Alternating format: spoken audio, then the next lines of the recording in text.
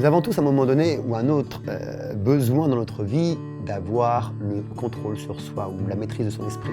On appelle ça aussi communément être aligné. Alors c'est sûr, hein, être aligné c'est un bien grand mot parce que si vous dites ça à quelqu'un qui n'est pas habitué à travailler sur lui-même, il va vous dire ben oui, moi je suis aligné, j'ai ma tête qui est alignée avec mes épaules et avec mes pieds. Mais être aligné spirituellement, qu'est-ce que ça veut dire? En fait, c'est un terme qui a juste été emprunté, je dirais, et qui a été transformé par les traditions bouddhistes, par exemple. Eux, ils parlent de discipline. La discipline, c'est quoi? C'est être vraiment aligné entre ce que je dis, être en accord avec ce que je dis, ce que je pense et ce que je fais. C'est ça, être aligné avec soi-même. Et donc, c'est ni plus ni moins qu'être discipliné. Et si on regarde de près, avant de penser, la pensée est d'abord passée dans mon esprit. Avant de parler, les paroles sont d'abord passées dans mon esprit. Et avant d'agir, bien sûr, les actions ont d'abord été pensées dans mon esprit. Donc on voit bien que la source première pour pouvoir être aligné passe par le contrôle de soi, la maîtrise de soi et la maîtrise de son esprit, ce que nous allons voir d'ailleurs aujourd'hui.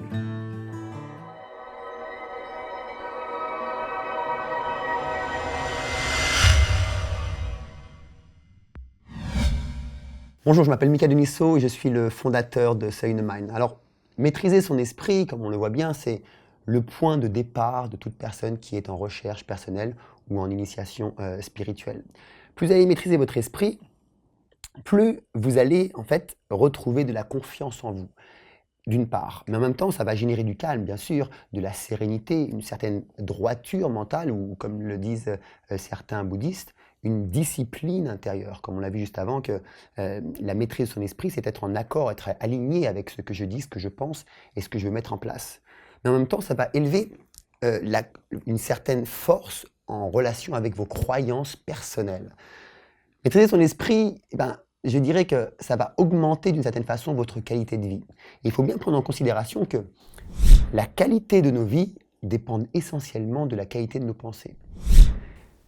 Si vous pensez chaque jour de façon positive, et attention, quand j'emploie le mot positif, je ne parle pas de pensée positive, vous savez, ce qu'on nous rabâche en disant oui, c'est bien, je suis fort, je suis intelligent et que ça, c'est pas ça du tout que je parlais. Ça n'amène à rien d'ailleurs, juste à vous bourrer le cerveau et puis à un moment donné, vous rendre compte que vous êtes dans une illusion mentale. Non, dans le terme où je l'emploie, ce sont une façon de rediriger mentalement votre esprit plus correctement. Par exemple, si une personne vient vous voir et vous dira ah, « Qu'est-ce que t'es con, toi ?» Là, vous pouvez très bien tout de suite dire « Mais attends, mais qu'est-ce qu'il me veut celui-là » et vous rentrer dans une forme d'agressivité. Ou alors justement, vous posez la question « Mais pourquoi est-ce qu'il me dit ça là, maintenant, à moi Qu'est-ce que j'ai à apprendre de ça ?» Vous voyez que là, vous avez une pensée positive, à l'inverse de la pensée négative, et qui va directement diriger vos actions et vos mots vers autre chose. Et c'est un des points les plus importants de se rappeler que la qualité de notre vie dépend de la qualité de nos pensées. Parce qu'en fait, quand on regarde bien, il n'y a pas d'erreur dans nos actions, les actions que l'on fait. Il n'y a que des leçons. Et toute action que l'on fait, toutes les erreurs, entre guillemets, que l'on fait, ce sont des leçons de vie que nous avons à en tirer. Mais de la même façon, il n'y a pas d'échec dans les actions que nous faisons. Parce que chaque échec est une source, est un point de départ pour une nouvelle opportunité de croissance individuelle ou de croissance spirituelle. À chaque fois que nous faisons, on va dire, des échecs, ce sont des points de départ qui nous montrent, ok, qu'est-ce que je dois apprendre là qui va me permettre d'atteindre un niveau supérieur intérieurement par rapport à moi-même et par rapport à mon environnement. Et c'est ça la maîtrise de son esprit, c'est de comprendre que d'abord, ça passe par mes pensées, qu'il va falloir que je maîtrise mes pensées, et que les choses qui m'arrivent, en fait, ne sont que des leçons, que ce soit les erreurs que je fasse, ou que ce soit les échecs qui m'arrivent. Il n'y a aucune erreur, il n'y a aucun échec, c'est ou des leçons, ou des opportunités, des points de départ pour pouvoir grandir. Alors, la maîtrise de son esprit, c'est ça, c'est d'abord se connaître soi-même avant toute chose. C'est connaître la façon dont son propre esprit fonctionne. Comment est-ce que je suis en collaboration avec lui ou pas? Alors pour ça, je voudrais vous donner deux exercices qui sont assez intéressants pour pouvoir maîtriser votre esprit. Le premier exercice, c'est travailler sa concentration. Parce que la concentration, c'est le point de départ de tout cheminement spirituel et individuel. Pourquoi? Par exemple, si vous voulez juste méditer, si vous ne savez pas vous concentrer, Vous allez vous méditer sur quoi? Si vous n'avez pas encore vous concentrer sur un objet mental ou sur votre respiration, sur quoi allez-vous vous concentrer? Le point de départ est la concentration. Mais aussi, si vous voulez être en relation avec quelqu'un ou même être en amour avec quelqu'un, si vous ne concentrez pas sur votre relation, si vous ne portez pas attention à votre relation, à votre vie du quotidien, eh bien, votre relation a de fortes chances de tomber, a forte chance, en fait, de passer de l'autre côté ou de s'arrêter.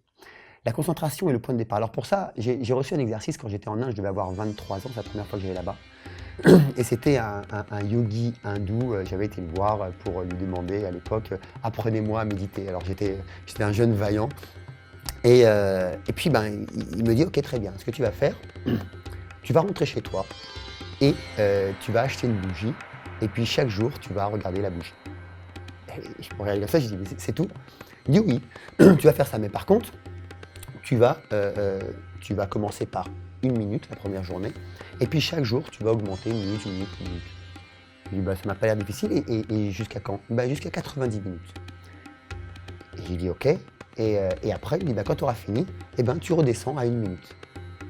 Waouh! Alors dans ma tête, je me suis dit, ça me paraît pas trop compliqué, mais en même temps, 90 minutes, c'est assez long. Il m'a dit, mais attention,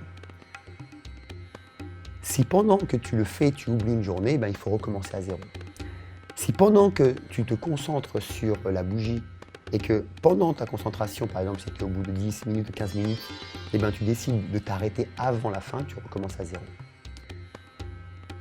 Ok, et je suis parti avec ça, et je suis rentré chez moi, et c'est ce que je faisais chaque matin, j'allumais la bougie, je mettais mon alarme, et j'étais parti pour 1, 2, 3. Il m'a fallu plus d'1 an, en fait, pour faire cet exercice en entier. Alors, bien sûr, ça c'est pour ce qu'on appelle nous les soul minders chez Soul in the Mind, les guerriers en fait de la croissance spirituelle.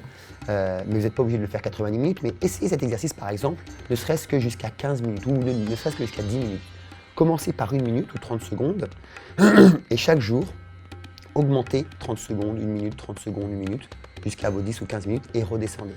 Vous allez voir à quel point vous allez élever votre concentration, parce que cet exercice va vous suivre après dans votre quotidien et dans tout ce que vous allez faire, lorsque vous allez écrire, lorsque vous allez travailler sur votre ordinateur, lorsque vous allez lire un livre par exemple, vous allez être vraiment concentré à ce que vous faites et non pas être en train d'écrire et en train de penser à autre chose. Voilà, alors un autre exercice qui est vraiment très intéressant pour élever sa concentration, c'est penser la pensée opposée. Alors, d'abord, ce qu'il faut comprendre, c'est que votre esprit ne peut se concentrer que sur une seule chose à la fois. Par exemple, faites cet exercice, répétez 1 dans votre tête, et en même temps, essayez de répéter 2 sur le 1. Essayez de dire 1 et 2 en même temps. Vous allez voir que c'est littéralement impossible. Pourquoi? Parce que votre esprit ne peut se poser que sur une seule chose à la fois. Alors ça, c'est une clé des plus importantes dans un travail de croissance individuelle ou pour toutes les personnes qui veulent méditer, parce que ça vous apprend en fait à juste vous concentrer sur un point précis. On appelle ça un objet mental. Alors, l'exercice que je voudrais vous donner, le deuxième exercice, c'est dès que vous avez une pensée négative qui arrive, par exemple si vous vous blâmez en disant « Oh là là, je suis pas bon, je suis pas bien, je suis pas intelligent », pensez la pensée opposée. Mettez directement la pensée opposée. Et regardez, mais quelles ont été toutes les fois où j'ai été, où je me suis senti intelligent, où j'ai été intelligent, où j'ai été reconnu intelligent? Quelles ont été toutes les fois où j'ai réussi à faire les choses? Et c'est juste en fait transformer la pensée négative qui vous rabaisse là aujourd'hui et qui descend votre énergie vers une pensée positive mais dirigée intentionnellement et intelligemment qui va en fait élever votre nouvelle mode de pensée. Parce que rappelez-vous, la qualité de votre vie dépend de la qualité de votre pensée. Alors, en travaillant sur ces deux exercices, d'une part sur la concentration et d'autre part sur les pensées opposées, vous allez voir que vous allez élever la qualité de votre vie et en même temps ressentir un certain bonheur de vie. Parce que le bonheur, c'est ni plus ni moins que cette faculté à pouvoir se concentrer uniquement sur nos rêves de vie que nous voulons mettre en place. Imaginez-vous faire chaque jour ce que vous voulez vraiment faire. Imaginez-vous réaliser chaque jour ce que vous avez vraiment envie de réaliser. Quelle serait votre vie? Quelle serait la qualité de votre vie? Vous vivrez en joie, vous vivrez heureux chaque jour. Parce que le bonheur, c'est uniquement cette faculté à pouvoir se concentrer, être focus uniquement sur les rêves que l'on veut mettre en place. Le bonheur, c'est cette énergie que l'on déploie uniquement pour ses propres rêves. Quels que soient vos rêves, aussi petits soient-ils, peu importe. vous serez à l'air en joie et vous élèverez la qualité de votre vie. Et en plus, vous partagerez cette joie autour de vous.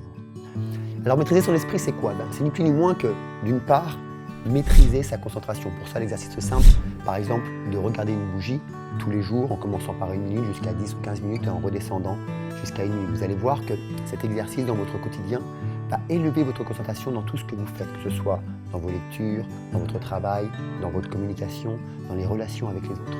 Le deuxième point, c'est maîtriser ses pensées. Et pour ça, un exercice très simple, c'est arriver à penser, lorsque vous avez des pensées négatives sur vous-même ou sur les autres, mettez la pensée opposée.